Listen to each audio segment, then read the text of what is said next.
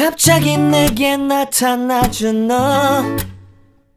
난 아무 말도. Warahmatullahi wabarakatuh. Bagaimana kabarnya hari ini anak-anak? Semoga semua dalam keadaan sehat walafiat dan selalu dalam lindungannya. Amin amin ya robbal alamin. Sebelum kita memulai pembelajaran hari ini, kita berdoa terlebih dahulu supaya ilmu yang diperoleh dapat bermanfaat dan barokah. Amin. Berdoa mulai.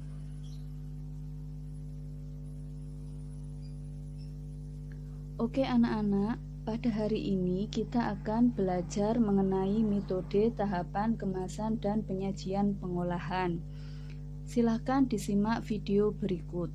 Tujuan pembelajaran pada pertemuan hari ini yaitu mengidentifikasi bahan, alat, metode, dan proses pengolahan yang digunakan pada pembuatan produk bahan pangan hasil peternakan dan perikanan menjadi makanan dan di wilayah setempat berdasarkan rasa ingin tahu dan peduli lingkungan.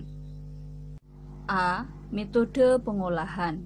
Memasak adalah kegiatan menyiapkan atau mengolah bahan makanan menjadi hidangan yang siap untuk dikonsumsi dengan cara memanaskan bahan makanan agar bahan makanan tersebut aman untuk dikonsumsi. Metode memasak bahan pangan ikan dan daging biasanya dengan metode merebus, boiling, mengukus, steaming, menggoreng, fried, membakar, grilling, dan memanggang atau di oven. 1. Teknik dasar pengolahan makanan atau pangan. Ada dua teknik dasar pengolahan makanan atau pangan, yaitu 1. Teknik pengolahan makanan panas basah, moist heat cooking, yaitu pengolahan makanan dengan bantuan cairan. 2. Teknik pengolahan makanan panas kering, dry heat cooking, yaitu pengolahan makanan tanpa bantuan cairan. 1. Teknik pengolahan makanan panas basah. A. Teknik merebus atau boiling, yaitu mengolah bahan makanan dalam cairan yang sudah mendidih. B. Teknik poaching, yaitu merebus bahan makanan di bawah titik didih dengan menggunakan cairan yang terbatas jumlahnya. C. Teknik braising, yaitu merebus bahan makanan dengan cairan sedikit, kira-kira setengah dari bahan yang akan direbus dalam panci penutup dan api kecil secara perlahan. Berikut contoh video teknik braising. Berikut contoh video teknik braising.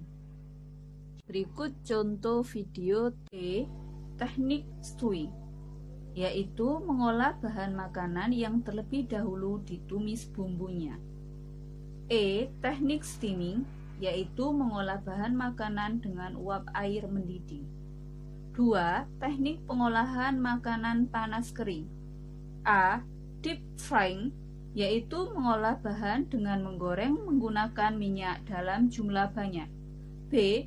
Shallow frying, yaitu proses menggoreng yang dilakukan dengan cepat dalam minyak goreng yang sedikit.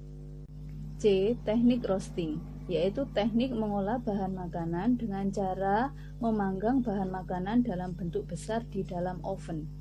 D. Teknik baking, yaitu pengolahan bahan makanan di dalam oven dengan panas dari segala arah. E. Grilling, yaitu teknik mengolah makanan di atas lempengan besi panas atau disebut dengan griddle. Berikut adalah contoh video grilling atau membakar. Berikut pengolahan.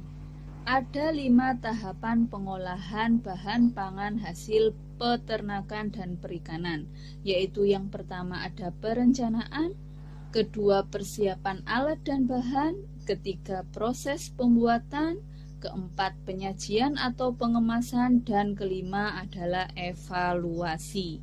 Saja yang dilakukan setiap tahapan pengolahan. Yang pertama perencanaan, yaitu identifikasi kebutuhan dan ide atau gagasan. Identifikasi kebutuhan adalah menganalisis kebutuhan pengolahan pangan berdasarkan kondisi lingkungan. Ide atau gagasan adalah membuat rencana atau merancang suatu pembuatan pengolahan pangan sesuai dengan hasil identifikasi kebutuhan. Berikutnya adalah persiapan alat dan bahan. Alat-alat dan bahan-bahan yang dibutuhkan dalam proses pembuatan. Selanjutnya di proses pembuatan, yaitu aktivitas pembuatan atau pengolahannya sesuai dengan keselamatan kerja dan hal khusus lainnya. Berikutnya yaitu pengemasan. Di dalam pengemasan ini kita menyiapkan wadah penyajian dan estetikanya, serta wadah kemasan estetika dan kesehatan. Yang terakhir yaitu evaluasi. Pada tahap evaluasi, kita merasakan hasil atau produk pengolahan pangan, mengevaluasi seluruh proses atau setiap tahapan pembuatan pengolahan sebagai bahan perbaikan. C. Kemasan dan penyajian pengolahan. Pengemasan makanan adalah suatu cara atau perlakuan pengamanan terhadap makanan atau bahan pangan, agar makanan atau bahan pangan baik sebelum diolah maupun yang telah mengalami pengolahan dapat sampai ke tangan konsumen dengan selamat, secara kuantitas maupun kualitas. Fungsi dari pengemasan sendiri yaitu untuk mengatur interaksi antara bahan pangan dengan lingkungan sekitar, sehingga menguntungkan bagi bahan pangan dan menguntungkan bagi manusia yang mengonsumsi bahan pangan. Apa sih tujuan dari pengemasan? Tujuannya adalah 1. Untuk mencegah rusaknya nutrisi atau gizi bahan pangan, 2. Mendukung perkembangan makanan siap saji, dan 3. Adalah untuk menambah estetika dan nilai jual bahan pangan. Bahan kemas harus bersifat tidak beracun dan inert, yaitu mencegah terjadinya reaksi antara bahan kemasan dan isi kemasan. Harus kedap air, tahan panas, mudah dikerjakan secara maksimal dan harganya murah.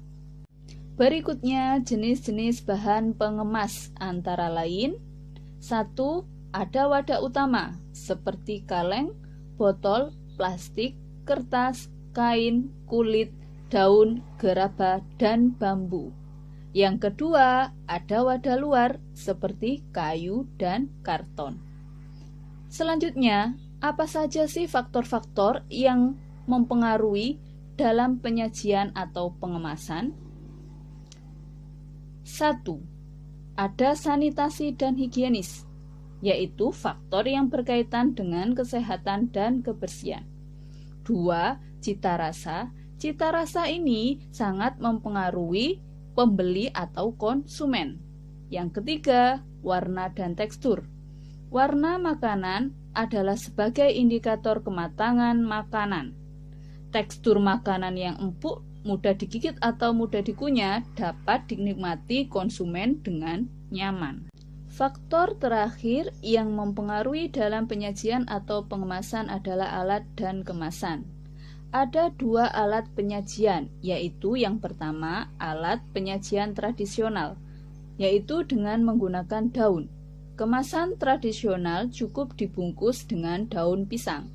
Yang kedua, alat penyajian modern, yaitu dengan menggunakan berbagai wadah yang berbahan dasar kaca, keramik, plastik, atau baja anti karat, atau disebut juga stainless steel.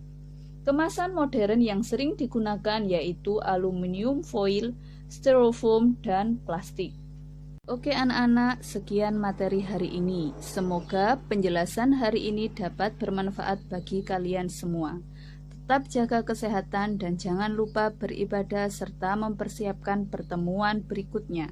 Sampai jumpa di pertemuan berikutnya dan saya akhiri. Wassalamualaikum warahmatullahi wabarakatuh. 갑자기 내게 나타나준 너, 난 아무 말도 할 수가 없었지.